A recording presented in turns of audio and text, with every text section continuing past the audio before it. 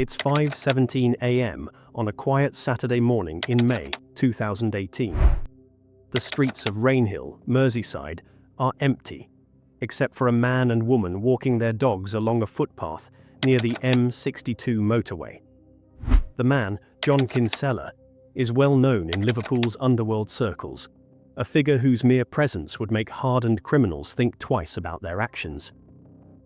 The couple follows their usual morning routine, the dogs trotting ahead as the sun begins to peek over the horizon.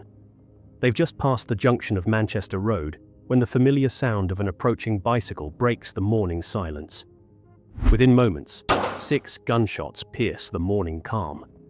The 7th shot, deliberately aimed, deliberately timed, ends the life of a man who had survived decades in Merseyside's criminal hierarchy. This incident sent shockwaves through Merseyside's criminal landscape and marked the violent end of one of Liverpool's most notorious underworld figures. The news of Kinsella's execution-style killing spread rapidly through the tight-knit communities of Merseyside. Locals driving to the nearby supermarket found their routes blocked by police tape, while dog walkers and joggers stood in stunned silence as armed officers swarmed the area. Police cordoned off the area as forensic teams worked methodically around Kinsella's body. The brutal nature of the attack, carried out in broad daylight on a popular walking route, left residents in shock. This wasn't a random act of violence. The precision and timing spoke of careful planning, and every criminal figure in the region understood the implications. The murder's location, near one of the busiest motorways in the northwest, seemed deliberately chosen.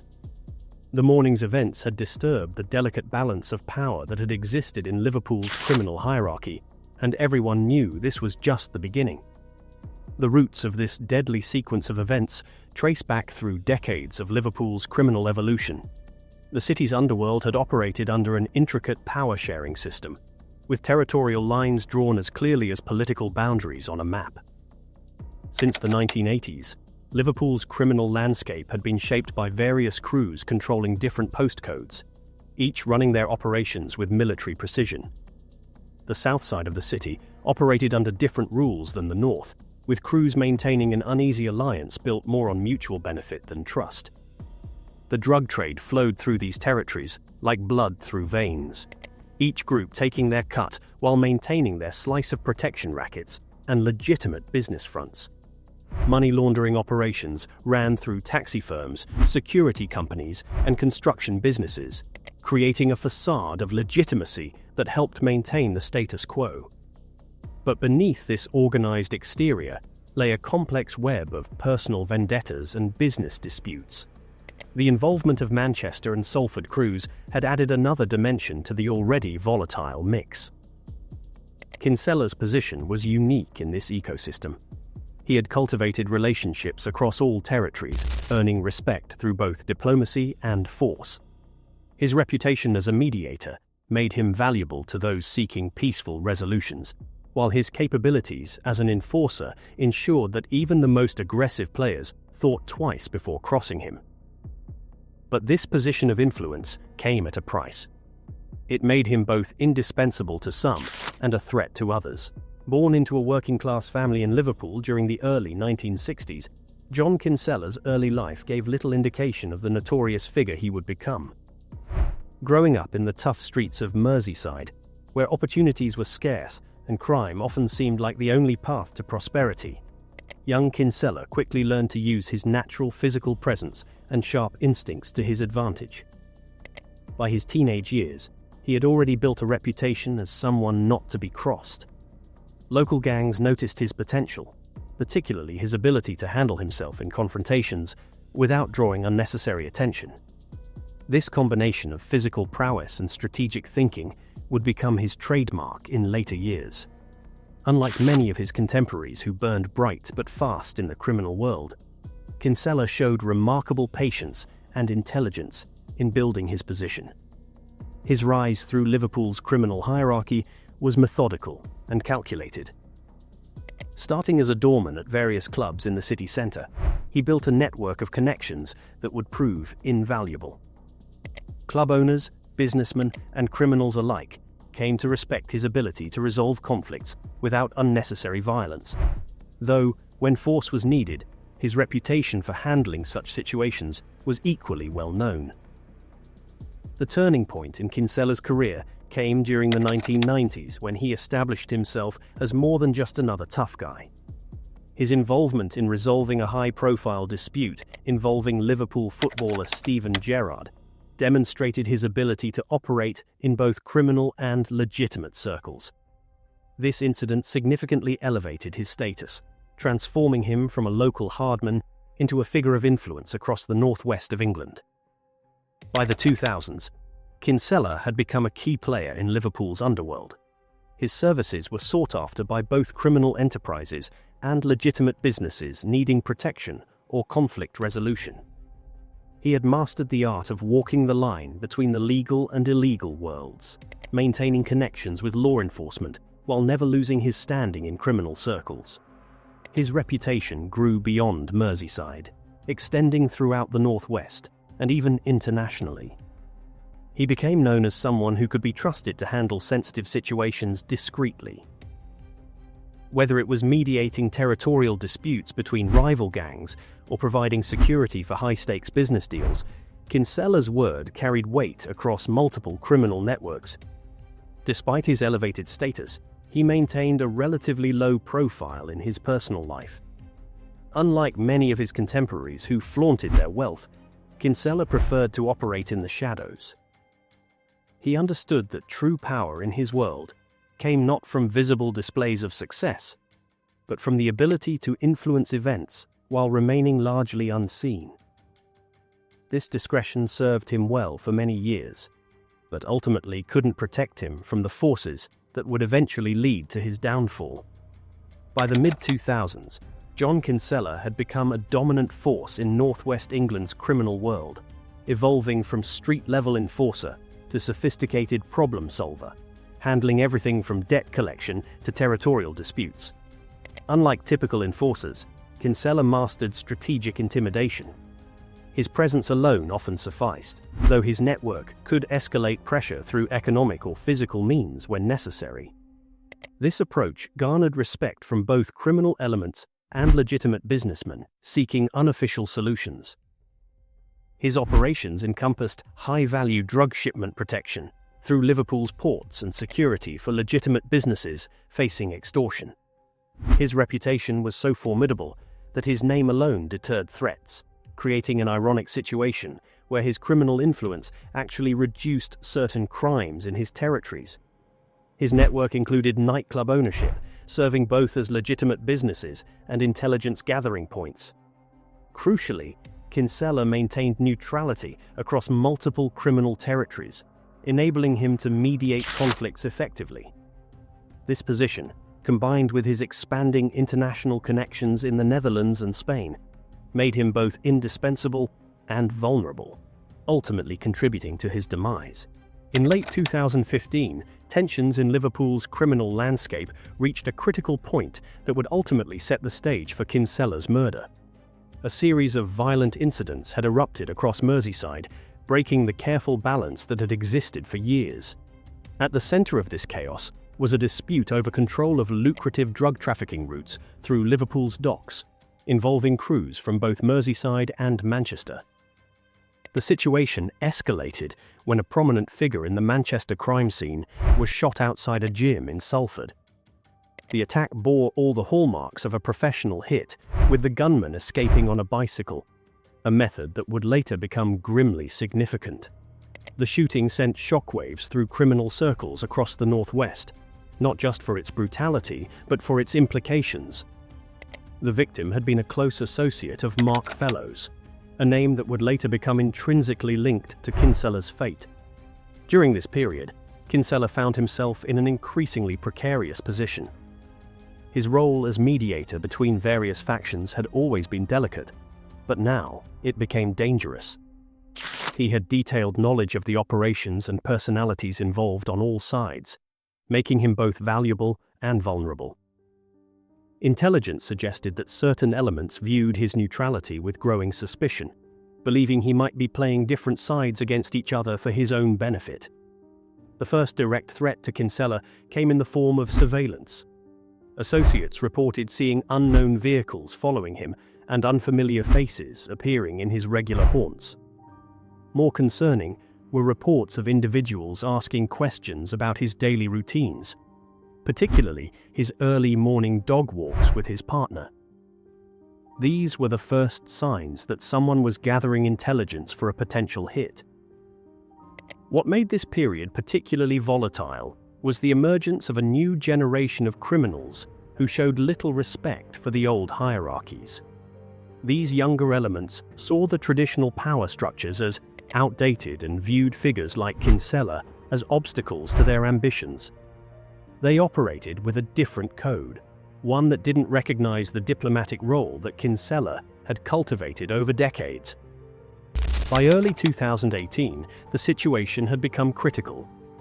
Several key players in Liverpool's criminal landscape had been killed or forced to flee overseas.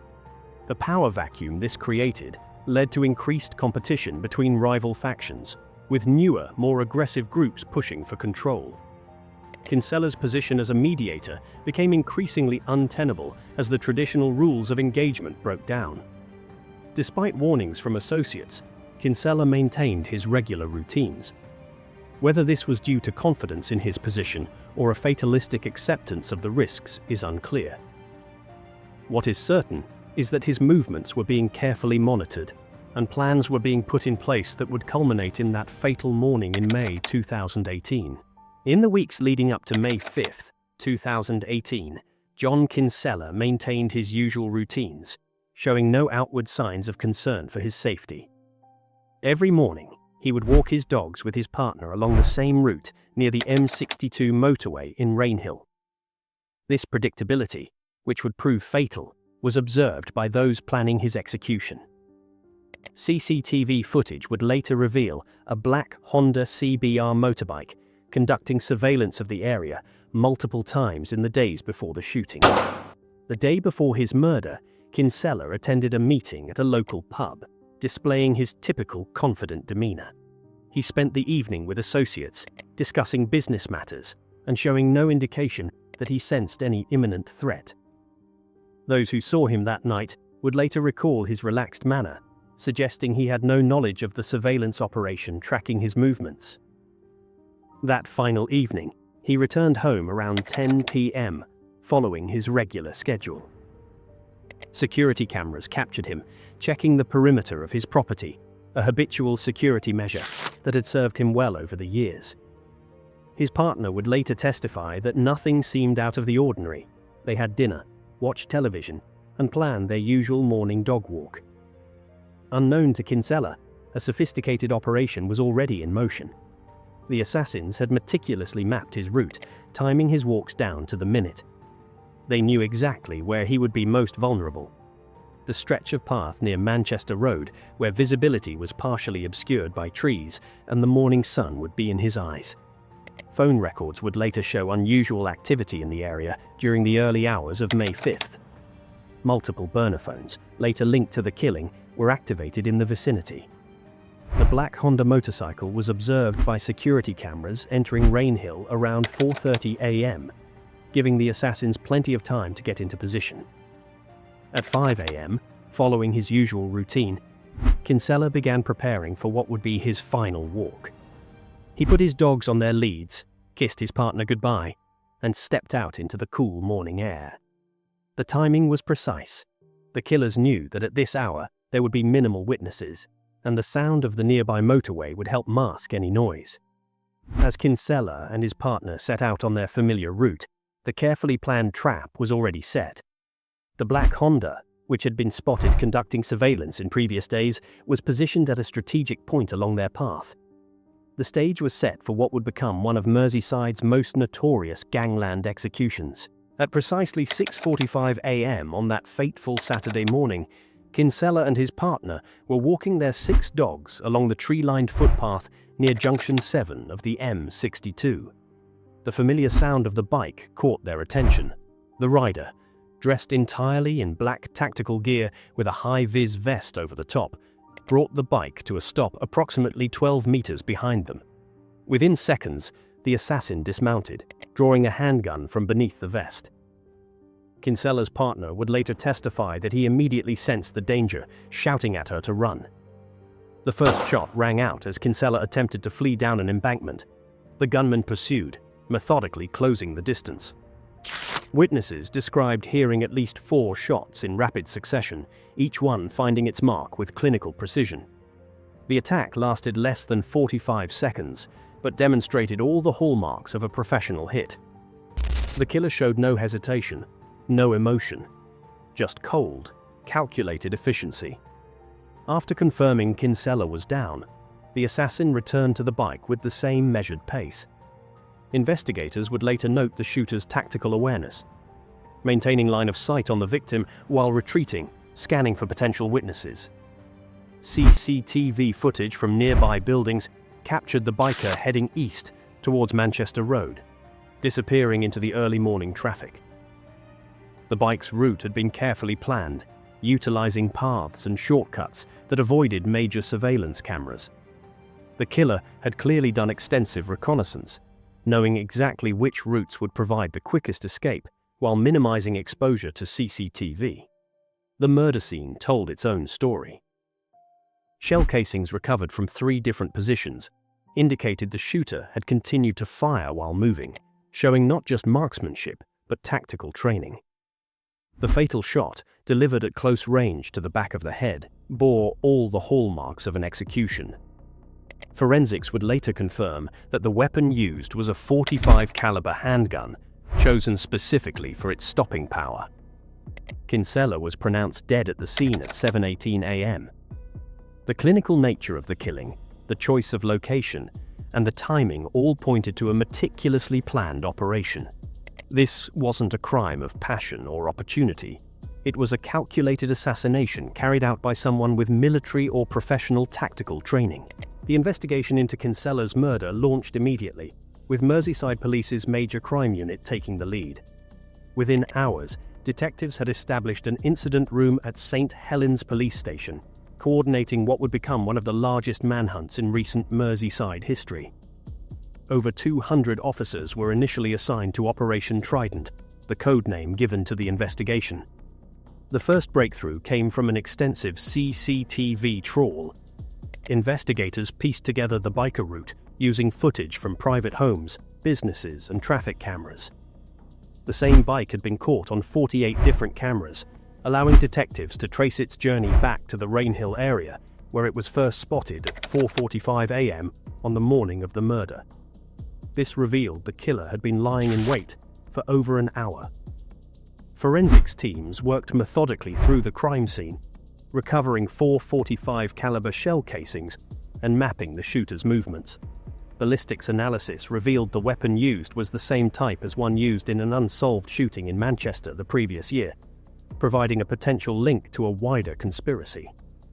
A major breakthrough came when investigators discovered a GoPro camera mounted on the handlebar of a mountain bike found abandoned 3 miles from the scene.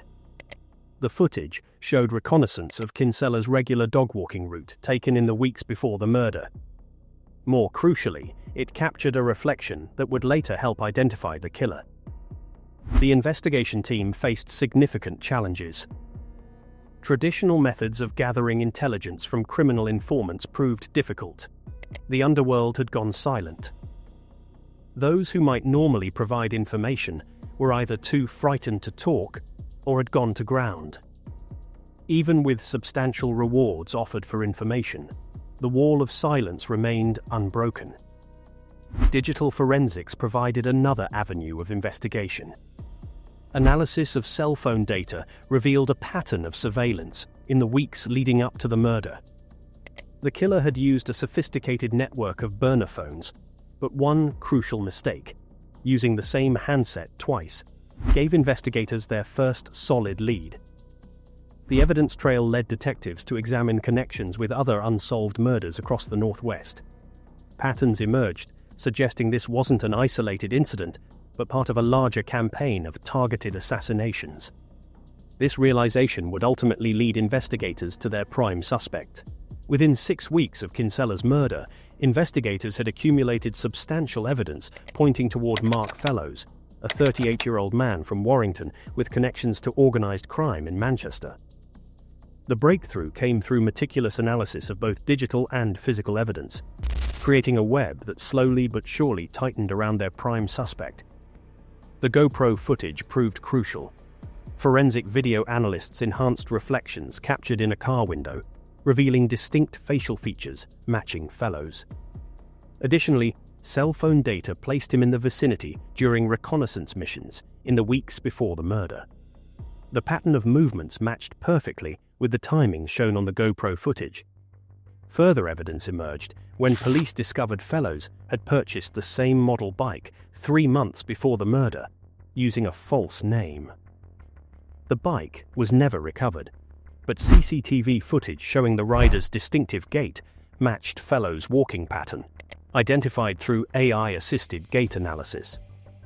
A search of Fellows' home uncovered tactical clothing matching witness descriptions of the shooter.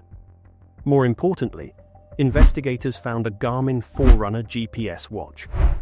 When analyzed, its data revealed that Fellows had completed a reconnaissance run of the murder route 2 months before the shooting, tracking his exact movements along the path where Kinsella would later die. The investigation also uncovered links to other unsolved murders. The ballistics from Kinsella's murder matched those from previous Gangland shootings, suggesting Fellows was a professional hitman who had carried out multiple contract killings across the Northwest. The weapon itself was never recovered, but forensic evidence suggested it was the same .45 caliber handgun used in at least 3 other murders. However, the case against Fellows wasn't without its challenges. Much of the evidence was circumstantial, and his defense team worked to create doubt about the reliability of the digital evidence. They questioned the accuracy of the GPS data and challenged the validity of the gait analysis, arguing that such evidence was too new to be considered reliable in court.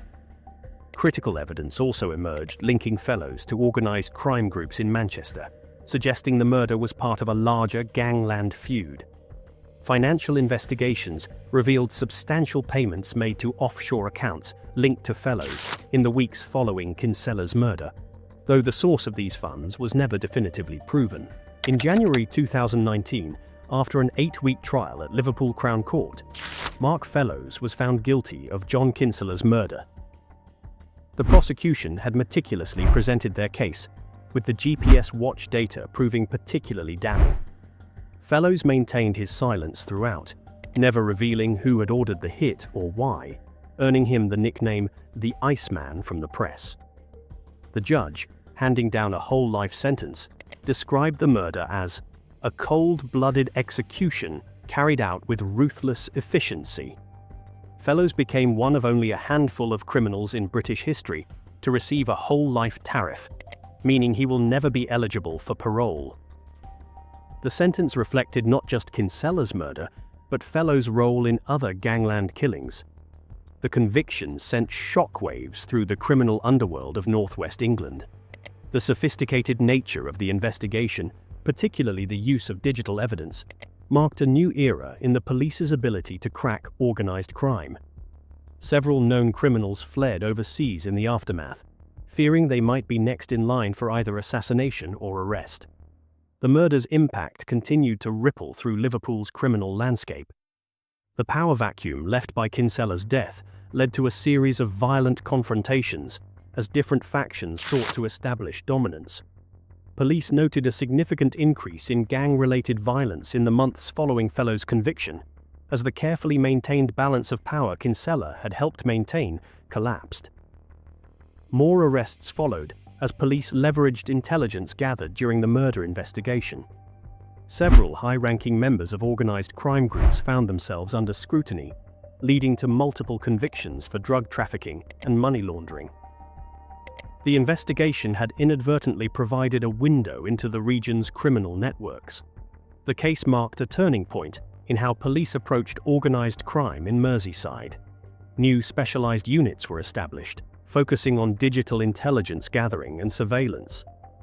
The sophisticated methods used to catch Fellows became a template for future investigations, leading to increased success in solving Gangland murders. Despite Fellows' conviction, questions remained unanswered. The identity of those who ordered the hit, The full extent of the conspiracy and the location of the murder weapon remained mysteries. Some detectives believed Fellowes' silence was protecting powerful figures who remained at large, while others suspected his refusal to cooperate was simply professional pride.